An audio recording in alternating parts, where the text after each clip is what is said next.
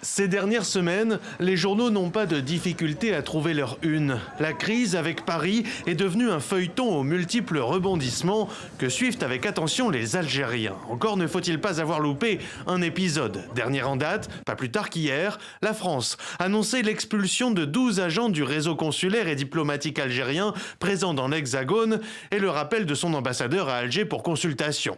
Une réponse symétrique d'après Paris à l'expulsion par l'Algérie 2 jours plus tôt de 12 agents de l'ambassade de France, une mesure elle-même prise par Alger pour répondre à l'arrestation jugée inadmissible d'un agent consulaire algérien soupçonné d'être impliqué dans une affaire d'enlèvement à Paris. À chaque fois qu'il y a un État qui expulse des agents diplomatiques ou consulaires, il y a la riposte réciproque, mais c'est l'arrestation qui a mis justement le feu, malgré le dégel qu'on attendait, notamment après la visite du ministre des Affaires étrangères, Jean-Noël Barrot, en Algérie, la semaine passée.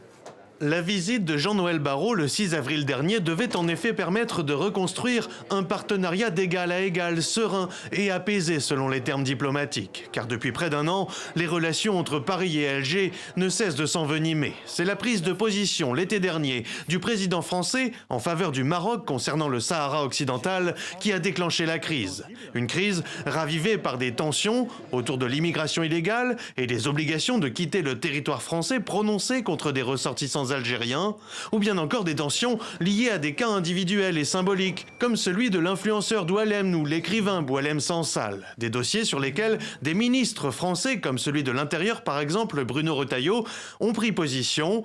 Voilà qui désarçonne une partie de la classe politique algérienne.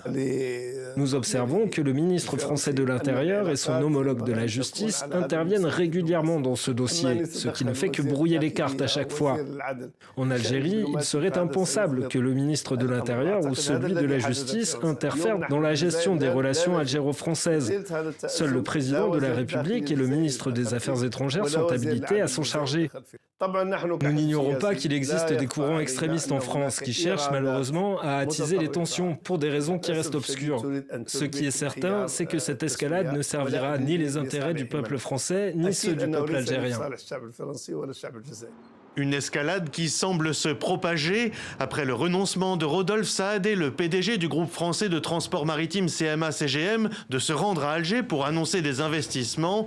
Le patronat algérien vient à son tour d'annuler une visite programmée le 7 mai prochain à Paris.